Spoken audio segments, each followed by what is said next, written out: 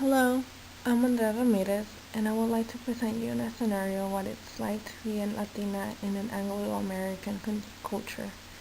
Imagine immigrating to this country as a little kid, not speaking English and not really understanding as to why your parents had decided to take a long road trip away from the place you have called home all your life. Being enrolled in school, and the only exposure you had to your own culture was the Treaty of Guadalupe Hidalgo and the Chicanx movement. Being taught that your people were not intelligent, that we were just indigenous, and that Europeans were the civilized ones. We as Latinx, we were not seen as the good people. No, nuestra historia y cultura solo era usada para describir a una nación europea, donde nosotros no figuramos. Welcome to 2018, where la leyenda negra sigue teniendo el poder e influencia en la sociedad. In recent years, there has been an explicit demonstration of discrimination and racism against the Latinx Chicanx community as well as immigrants. Latinx who live in a country in which their culture and representation is kept at a minimal level have been affected greatly by this choice. We as Latinx at times were not connected with our culture and our roots since we were taught from a very young age that light skin is more acceptable and that not speaking Spanish is better, and as much as we try to belong, we will not belong. These characteristics have been circulating for a long time. La Leyenda Negra has taken again control and has manifested itself in a society that had to become diverse.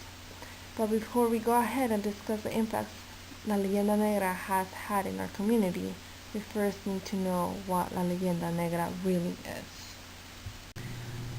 Bartolomé de las Casas became one of the most influential writers in the 16th century.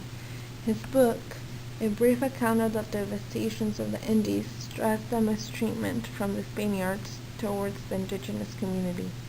He highlighted how the Spaniards tortured people and the perspectives that Spanish individuals had of the indigenous community were totally wrong. From the encounter between two groups, the mestizos were born. In reality, we became the targeted group of La Leyenda Negra. We have Spanish blood, we have indigenous blood, and we were considered violent, beast-like, and soulless. La leyenda negra ha creado un estereotipo negativo que discrimina a un grupo étnico que continúa hoy en día. It became present in the 1960s as well. La leyenda negra had infiltrated the education system of the country, a country that served Latinx and Chicanx. However, this time, as compared to the indigenous people, and the first time that it started to occur, Chicanx had the knowledge and the courage to fight back for a better future. The struggle of this community was fueled by marchas, protestas, and convenciones. Young Chicanx were taking a stand against oppression and the lack of representation of our community in textbooks. This pattern, although there had been changes made since when it started with the indigenous community, continues to unfortunately be present. The representation of Chicanx in higher education has been growing at a slower rate compared to other communities. I still remember my first year at UC Davis, my first quarter.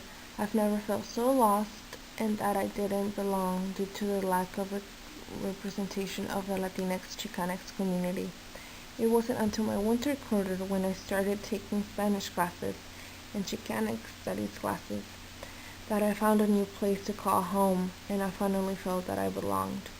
I decided to share this experience because it highlights the lack of resources in classes that are related to my community. Without taking classes in Spanish or Chicanx studies, the lack of textbooks that mention minorities in general were a few. Outside of these two disciplines, Latinx Chicanx culture was used as a supportive evidence to historical events that occur in the United States. The article of Novoa, Leaving Latinx Out of History, highlights the lack of Latinx representation in books and educational curriculums. Novoa emphasizes on the cultural bias that is present, which contributes to being able to reflect on the great education a Chicana woman like myself received and how these curriculums shaped my life.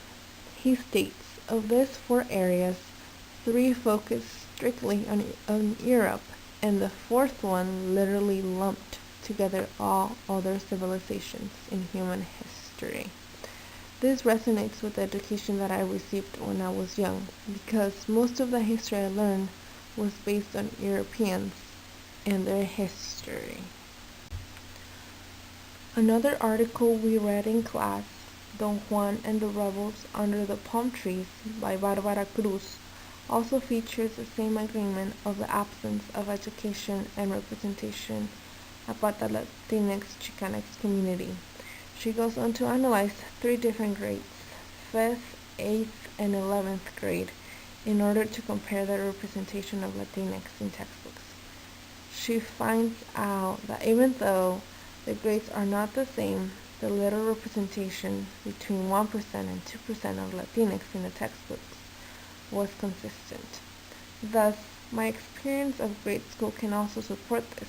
The history books that were used had a very little representation of Latinx. If there were pictures of them, the book did not discuss them in any way.